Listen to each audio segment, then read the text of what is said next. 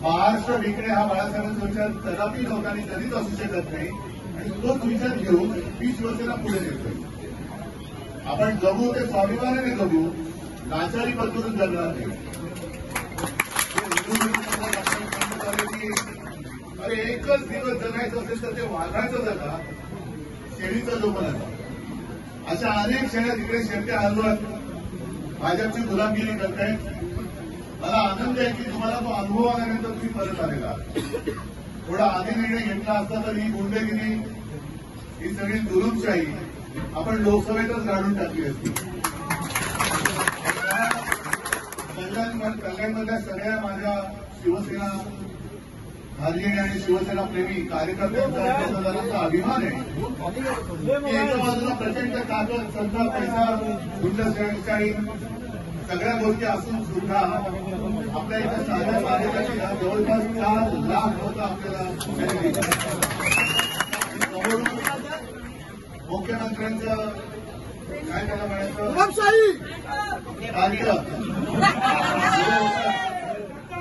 पण एक लक्षात आणखी घ्यायला पाहिजे की प्रचंड पैसा होता, सगळी यंत्रणा वापरली, साध्या एका शिवसेना कार्यकर्त्याला पाडण्यासाठी देशाच्या पंतप्रधानांना तिकडे यावं लागलं. तरी देखील कल्याणकरांनी म्हणजे कल्याणचं मतदारसंघ आहे, कल्याण डोंबिवलीकरांनी जवळपास 4 लाख मतं हे आपल्या भोग्याला मिळाली. आज तुम्ही करत आलेला आहात. मी जे कर्तव्याने म्हणतोय त्यांनी सत्तेच्या लोभापायी आपलं चांगलं चाललेलं दर्शन आणलंच नाही तर शिवसेना जे संपवायला निघाले त्यांना मी कदापि परत घेणार नाही आणि कोणत्याही परिस्थितीत त्यांना उमेदवारी तर ते आता तिकडे बसले त्यांना मी देणार नाही. तुमच्यासारखे अनेक कार्यकर्ते हे थोडंसं एक घातपट असेल किंवा दिशाभूल झाली म्हणून तिकडे गेले असतील, त्यांना मात्र मी परत घेतो आणि मूळ शिवसेनेची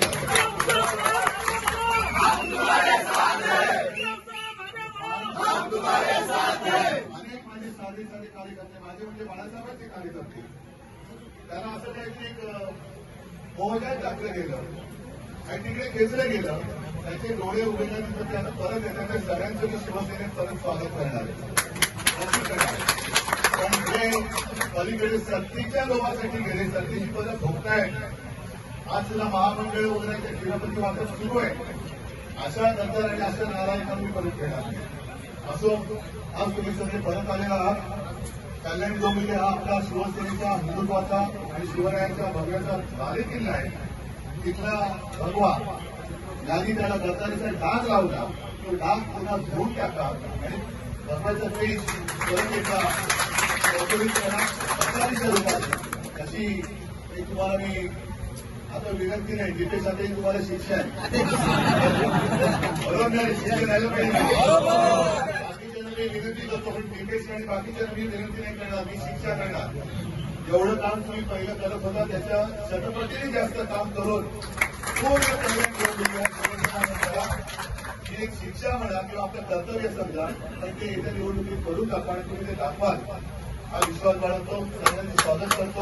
जय हिंद, जय महाराष्ट्र.